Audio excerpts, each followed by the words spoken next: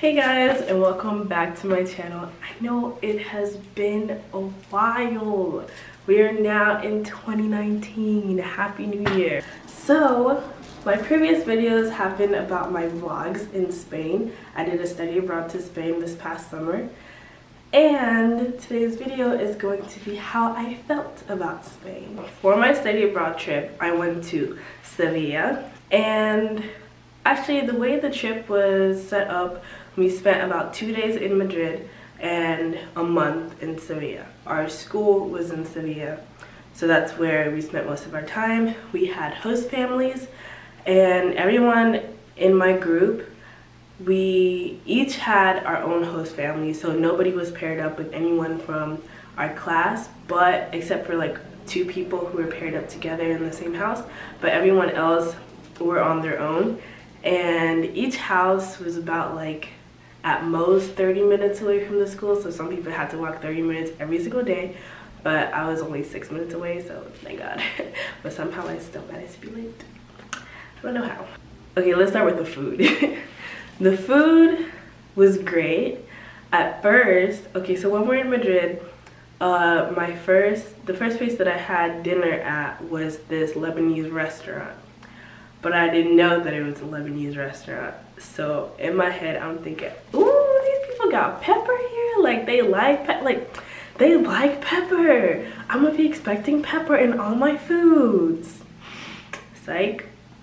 So actually, there was a dish that I hated so much, and that was the first thing that I ate when I got to my host parents' house.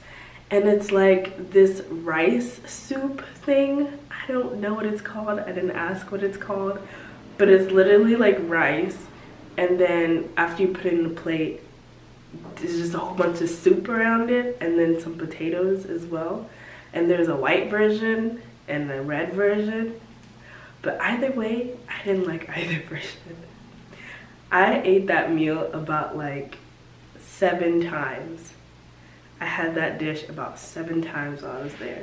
And I remember complaining to one of my classmates about it because they were sharing that they also had, like, their host parents also made that for them. And literally the next day, that's what I had. I was so annoyed. But also the ham, I think it's jamon iberico or something like that. But it's like really thin, and they don't cook it. It's like they let it dry for a really long time, and it is so good. Oh my god, it's so freaking good. Our program, they only gave us breakfast and dinner, and so lunch was on our own, and we would, or whichever way you want to do it, so you could do breakfast and lunch at home and then dinner outside, which is what a majority of us did. But whenever we would go out to save money and things, we would always get the tapas. So tapas are like samplers from the actual main menu. So you could call them like appetizers-ish, but they're like samples. So you get a smaller version of the bigger plate that you would pay more for. So about 2 tapas is enough to fill you up. So you can get like 2 different things or whatever. But that's how we economized and saved our moolah. Another thing in Spanish culture is the fact that when you're eating, your waiters don't bother you. So you might take 20 minutes before you order because they're like, you're not ready, obviously. And then while you're eating, you're obviously not ready to go yet. You can sit there for an hour plus just talking to your friends, talking to whoever you came to eat with, and everything's Gucci. No one's rushing you out of the restaurant or anything. Like, you paid to sit there, you can sit there for however long you want, as long as you order something. One of the things that they also do is group pay. So if you go with a group to go eat, then it's the standard that one person is gonna pay for the entire group. So we found that a little difficult the first time around that we went to go eat, but then afterwards we just had to keep telling them, oh, we're paying separate, or we're paying separate. They would get frustrated, but everybody got money for everybody. My favorite ever siesta. Oh my god. siesta. If anyone watching this is from a Hispanic country or you're actually from Spain, you will know that this is a part of the daily routine, siesta. Siesta is when it is from, I believe, 2 till 4 o'clock, and that is just when everyone goes home and rests. You literally go home and sleep, or you go home and eat, or you go home and sort yourself out, do whatever you want to do, but barely anything is open during that time. Shops are closed because it's just time to rest. And I absolutely love that about Spanish culture because it's so laid back. So laid back. It was also weird to me because I was never one for taking naps, but as soon as siesta time rolled around, oh my god, your girl was knocked out. Or if I really didn't feel like sleeping, I would just watch Netflix or something, do some homework. Yeah. The next thing I'm going to be talking about is culture shock. So I am someone who I love to travel so much. Like any traveling opportunity that you give me, I'm right on it. So I really love to travel, and the year before this past summer I went to Ecuador, also on study abroad, but it was while I was a biology major, so I counted for biology, but I'm not a biology major anymore, so that doesn't really matter, but it was a really fun experience. But anyways, Ecuador is a country in South America for those who don't know, and it is also a Spanish-speaking country. But at that time, I was only thinking about minoring in Spanish. I hadn't done it yet. So that was a really cool experience, and after I came back I was like, yes, I'm gonna minor in Spanish. So it was just like, I thought when we first started the thing and we would go for our little meetings, study abroad meetings with the people we're gonna be traveling with, let us know everything about the trip before we're gonna go on it, I was like, culture shock? What is culture shock? I don't experience culture shock. Like, why? Culture shock? What is that? But myself, sorry, I almost cussed. When I got to this country, okay, like after like the whole Madrid part, because our first 2 days was in Madrid. When I got home to my host family, I was so scared. I was so nervous because no one from the trip was gonna be in the same house as me. Nobody had that except for like 2 people, but I was so nervous. I'm like, what am I gonna say to these people? Meanwhile, I just finished my first year in Spanish ever. I took French in high school. So I'm still not done with basic Spanish. I mean, mind you, while I was here, so I'm like, I don't know how I'm gonna communicate with these people. Lord, when I tell you, I cried just about every single day for the first 2 weeks, I'm not lying to you. When they say culture shock will hit you, it's gonna hit you. It's only the first week and it's kind of hard, but I'm so ready to go home. I had actually never been to a country where I either didn't speak the same language or there wasn't someone to translate for me every step of the way. So the Ecuador trip, we had a tour guide the whole entire time, Alfredo. Shout out to Alfredo, he was the best. But we spoke to a native Spanish speaker in like one-on-one. Was when I was buying something, and I literally only needed to know like 3 words, cuánto cuesta, and sí or no. So like, it hit me so hard because you go home, Spanish, you go to school, Spanish, you come back from school, you're going outside to buy anything, Spanish, interacting with anybody, Spanish, like, and then the whole school part, you're being taught by someone who is like native to Sevilla, native to Spain. So, and they barely speak any English at all. And my class was actually mixed because it was also a bunch of people in kind of beginner level, whereas the rest of my classmates were upper class level. So they were all together. But my class had a mixture, like girls from Germany, Singapore, one guy from Italy, and then kept exchanging with like these group from Guadalupe, which is actually a French-speaking country. I did not know that. And like these European women. It was just like some people who would just come in and out every week. But yeah. So our common language was Spanish because not everybody knew English. So the only people that I had to speak English with were my classmates. So we're supposed to be speaking Spanish the entirety of the trip. Lord knows we broke that so many times because you need to give your mind some type of break. Some type of break. Another thing, transportation wise, if you lived far enough, you could take the bus. You could take the train, I guess is what they're called. I didn't really take it, so I wouldn't know. While we were in Madrid, we took the train, but we walked most of the time. But in Sevilla, the city is small enough for you to walk. It's just, it takes a really long time to get to places if they're really far away.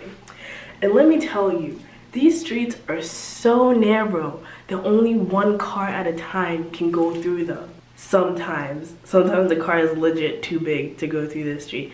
Or like, you'll see a car coming down one road and there's another one coming down the same road. So they have to figure out how they're gonna like turn around, who's gonna go first, blah, blah, whatever. But it is really an inconvenience if you have a car in this city, because where are you gonna go? And then not only were the streets narrow, them sidewalks were narrow, because it's the same sidewalks that they've had since like 1800s or whatever. All the buildings are the same. They've just been modernized a little bit. Oh my gosh, oh my gosh, oh my gosh. One day I was walking, I think I was walking with my roommate or whatever, and like the streets are so, they're like cobblestones, so they're so slippery if wet. And we were just walking and we saw this old lady, oh my gosh, she had slipped and fell and she broke her leg, and like there was blood all over the streets and stuff, and the ambulance had came and they're like wrapping her leg and stuff. But it was so sad, and it's just like, yo, you can really hurt yourself because these streets, they're so slippery. But yeah, transportation is walking. That's how you do, you walk.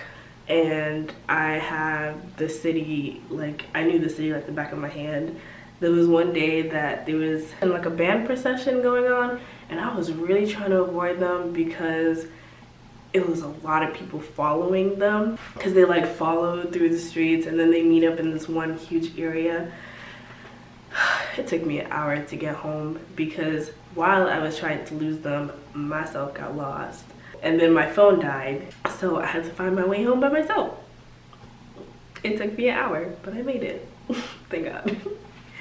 But that was not fun at all. My feet hurt so bad. I was like, oh my gosh, I'm gonna get lost. Someone's gonna kidnap me. I'm gonna die. Like, I don't have a way of calling anybody because I don't know nobody's number. Heat. Oh my God, the heat. So, I live in Georgia here, and we all know it gets hot and humid.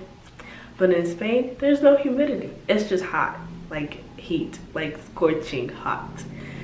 And thank goodness their buildings are really high and tall, so the sun is only hitting about the top part of the buildings. It doesn't come all the way down, so you got like some shade. But when you're in the streets and there's no buildings, it is scorching hot. Oh my God, my shoulder. They say black people don't get sunburned. I'm pretty sure I was getting sunburned because my shoulders were hurting. I was in pain. They were tender to touch. Tender. And I'm sure they were black as hell as well. My feet got tan because of the slippers that I would wear.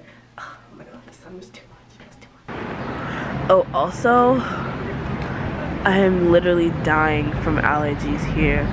If I don't take medicine, I sneeze every 5 seconds, no joke. Like my first day out in the city, Monday, I was so sick. And someone told me, they're like, my eyes look like they were bulging out of my head. They were so red and puffy, like so bad. Another thing that I'm sure a lot of people are asking, are they racist in Spain? Maybe this thought doesn't run through some people's mind, but as a person of color, sadly, you gotta think about these things. Like, is it safe for you to go to some places or not? Are they like super racist, or are they just quite racist about it? To be honest, you will never completely know. As for Spain, while I was in Madrid, there were so many different people of color. So many people of color.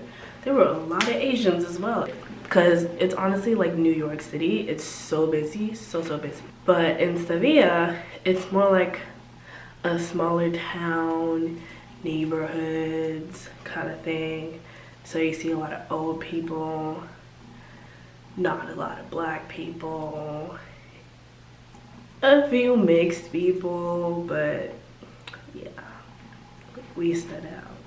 It was so like that's another thing that added to my culture shock, because when you're just walking in the streets, minding your business, trying to get from point A to point B, you really notice when people are staring at you.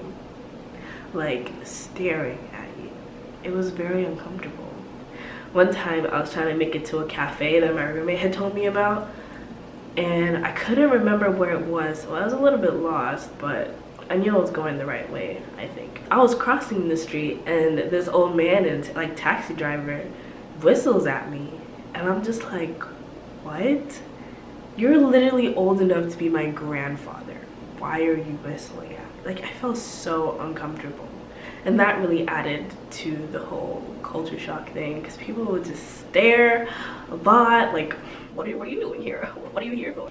There were a lot of black people in Madrid, but those black people were refugees in a way. Or immigrants, I guess you could say. Immigrants slash refugees, I don't know their situation. But I'm sure if you guys like know of how refugees get from point A to point B in Africa, like what they do is they cross the Mediterranean Sea, and a lot of people actually die doing that, so like they have to save people from that, and they highly discourage it, but people are running away from who knows what, so they do that anyways. And they're like street peddlers, and they sell fake things on the streets, and it was just really sad to see. That was the representation that we Africans had in Spain, so I feel like that added a little bit to the whole stares, like, because I'm sure people don't really like them like that. So sad. Clubbing, partying, fiestas. Yes, we did go out, because on the trip we basically only had from 9 to 1 o'clock class, then we had siesta, but like as a part of our trip we had excursions at the end of the day, so it would either start at 3 o'clock, 4 o'clock, depending on what it was, where it was, how far it took to get there. That was how they would go. And then after those excursions were over, around like 5 o'clock, 6 o'clock, you had the rest of the day to yourself. If it ended at 4, you had the whole entire day to yourself. So on the weekends we would go out and stuff, but in Spain with clubbing, the adults party with the teenagers. Honestly, that's how it is. Everybody parties. And their time schedule is so weird. So yes, our day started at 9 o'clock, but their nightlife didn't start till after midnight. So you cannot find anything open before midnight. But we had good times. It was very fun. Those are really the big things that I had to talk about Spain. It was a really lovely adventure for me. The excursions were really lovely as well, because we got to learn a lot of history about Spain, and one thing that I actually really do like is history, so it was really cool to see like everything. That is the end of this video, guys. If you really liked it, make sure to give it a thumbs up, comment on anything that you thought was interesting, if you had any questions about my experience in Spain, how to go on a study abroad, literally any questions that you guys might have, please leave them in the comment down below. Bye guys.